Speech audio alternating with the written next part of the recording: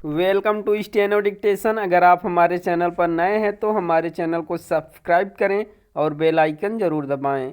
Dictation 5 second बाद शुरू होगा। स्टार्ट।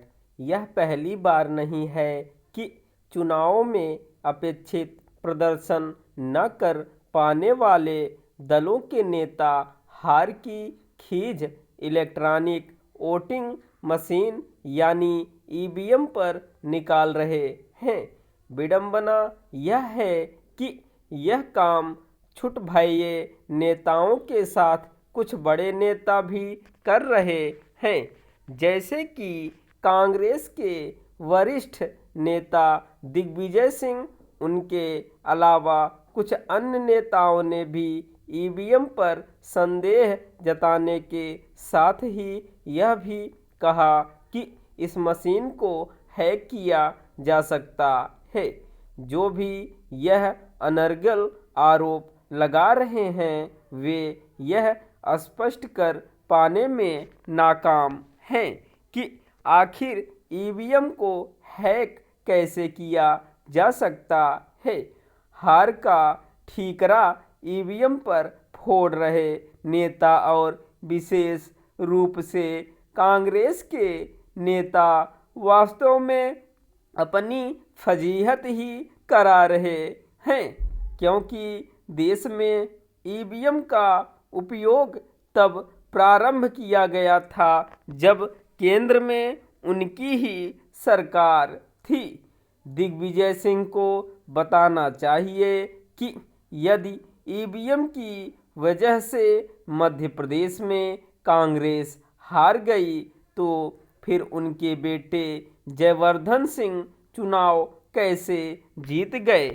एक प्रश्न यह भी है कि आखिर कांग्रेस ने तेलंगाना में शानदार जीत कैसे प्राप्त की। ईवीएम का रोना रोने वाले नेताओं को यह भी नहीं भूलना चाहिए कि कुछ माह पहले कर्नाटक और हिमाचल प्रदेश में ईवीएम के जरिए ही चुनाव हुए थे और इन दोनों राज्यों में कांग्रेस ने जीत हासिल की थी। इससे विचित्र एवं हास्यास्पद और कुछ नहीं हो सकता कि जब विरोधी दल जीत जाएं तो ईवीएम पर मौन साध लें और जब हार जाएं तो उस पर दोष मढ़ने लगे। निसंदेह हारे हुए नेता ईवीएम पर दोष इसीलिए मढ़ते हैं ताकि अपनी पराजय के मूल कारणों को लेकर जनता का ध्यान भटका सकें और उसे बरगला सकें। जो नेता मध्य प्रदेश, राजस्थान और छत्तीसगढ़ के चुनाव नतीजों को लेकर ईवीएम को कोस रहे हैं वे इस सच से मुंह कैसे मोड़ सकते हैं कि 5 वर्ष पहले इन तीनों राज्यों में कांग्रेस ने जीत हासिल की थी।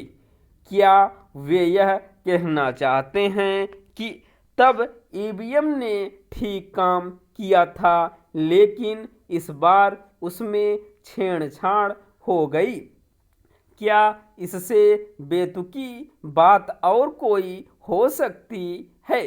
ईवीएम की विश्वसनीयता को लेकर कई बार सवाल खड़े किए जा चुके हैं, लेकिन ऐसा करने वाले कभी भी न तो चुनाव आयोग के समक्ष यह साबित कर पाए कि इस मशीन से छेड़छाड़ हो सकती है और न ही सुप्रीम कोर्ट के सामने ईवीएम पर संदेह जताने वाले जो भी नेता मतपत्र के जरिए चुनाव कराने की मांग करते हैं वे केवल चुनाव प्रक्रिया को खर्चीली और समय खपाने वाली ही नहीं बनाना चाहते बल्कि धांधली को भी बढ़ावा देना चाहते हैं।